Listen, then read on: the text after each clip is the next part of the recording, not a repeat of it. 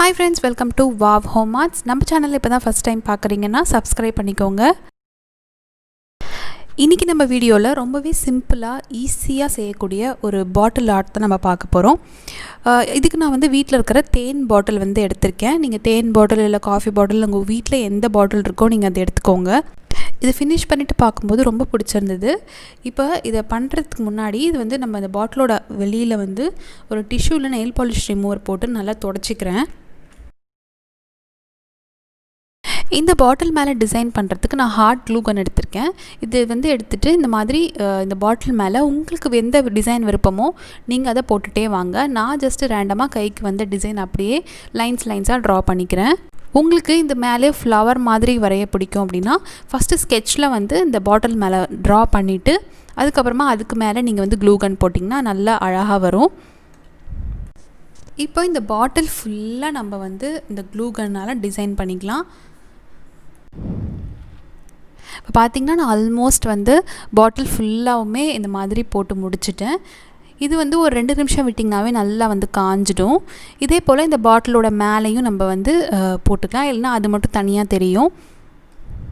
இப்போ நான் போட்ட க்ளூகன் எல்லாம் நல்லா காஞ்சிருச்சு. இப்போ அதுக்கு மேலே நம்ம போடும்போது இந்த சின்ன சின்ன பீசஸாக அதில் இருக்கும். அதை மட்டும் நம்ம கையால் அப்படியே பிச்சு எடுத்துடலாம். இப்போது இதுக்கு மேலே நம்ம பெயிண்ட் பண்ணிக்கலாம். அதுக்கு நான் Black கலர் அக்ரிலிக் பெயிண்ட் எடுத்து அப்படியே அது மேலே அப்ளை பண்ணிக்கிறேன். உங்களுக்கு எந்த கலர் விருப்பமோ நீங்கள் அதை போட்டுக்கலாம். கலர் கொடுக்கவே ரொம்ப அழகாக இருந்தது. இது நீங்கள் டபுள் கலராக வேணும் 2 கலராக மிக்ஸ் பண்ணி கூட நீங்கள் கொடுத்து பார்க்கலாம், அதுவுமே நல்லாயிருக்கும். பார்த்திங்கன்னா அந்த பாட்டில் ஃபுல்லாக நான் Black கொடுத்துட்டேன். ஒரு கோட்டிங் கொடுத்தாலே போதும், நல்லா டார்க்காக தான் இருக்கும். இப்போ இது நல்லா நம்ம காய வச்சு எடுத்துக்கலாம்.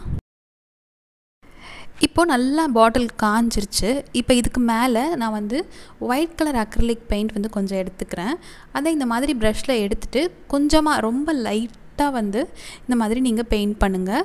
இது பார்க்குறதுக்கு கொஞ்சம் சில்வர் Black கலர் காம்பினேஷன் மாதிரி இருக்கும். அதிகமாக ஒயிட் எடுத்து பண்ணாதீங்க, அது பார்க்குறதுக்கு ஒயிட் பாட்டில் மாதிரி ஆகிடும்.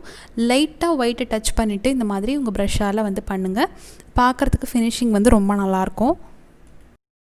உங்கள்கிட்ட சில்வர் பெயிண்ட் இருக்குன்னா நீங்கள் டேரெக்டாக சில்வர் பெயிண்ட்லேயே கூட அங்கங்கே இந்த மாதிரி டச் கொடுக்கலாம். இது நல்லா காய வச்சு நம்ம எடுத்துக்கலாம்.